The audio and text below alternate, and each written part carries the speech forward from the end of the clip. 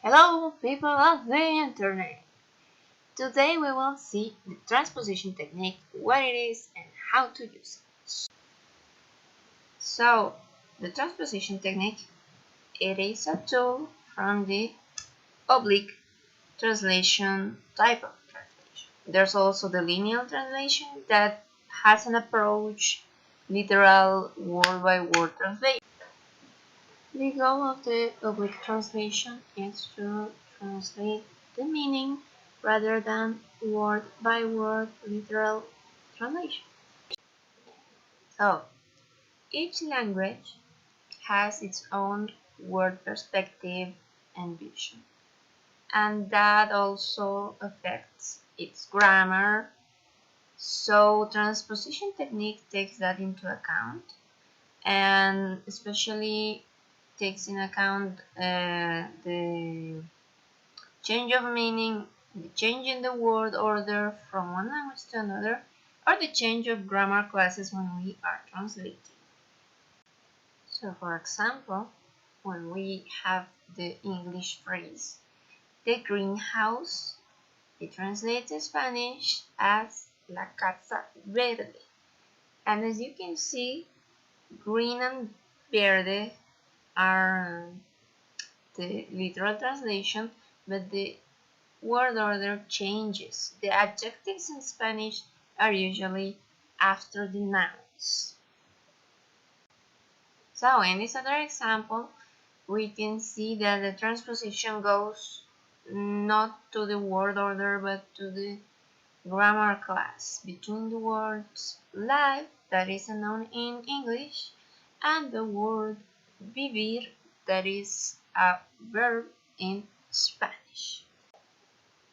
There's a variety of types of transposition, so in this video we will see the most important ones. The first one is the change from adverb to verb. As you can see in the example, I am sure Anne will be late, an adverb, and in Spanish it transforms to a verb, conjugated verb, in the third person. Here we have the adverb to noun.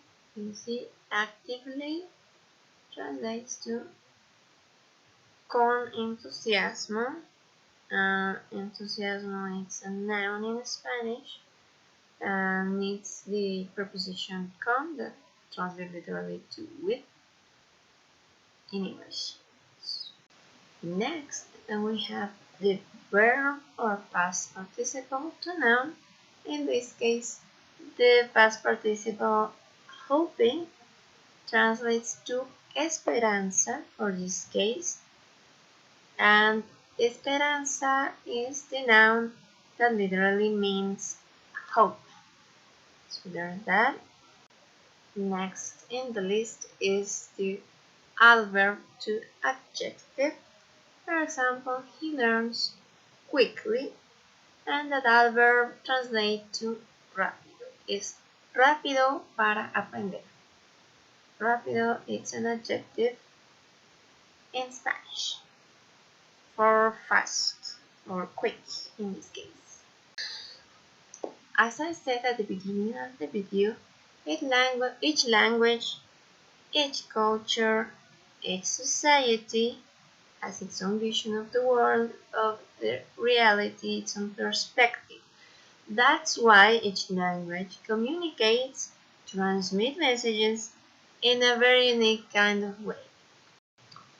So for the cross transposition or chiasma, it's important to note that English represents the action with verb and particle, and usually that particle is the way that the action represents the action, and the verb is the way that that action is performed. As in the example, he swam across the river.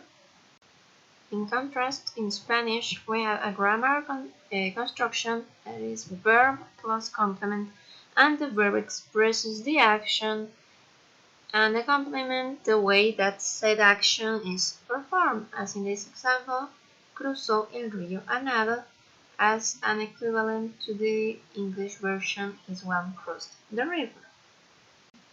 The steps to follow to use the transposition technique are almost the same, practically the same as the steps you have to follow for any kind of translation. So first, you have to know your grammar in both languages, very well. Two, it's the first draft of translation. Three, take a distance, take a break, distance yourself from the text. And four, come back, check, and edit that draft. 5. Repeat as necessary. I checked these references, this text, to make this video.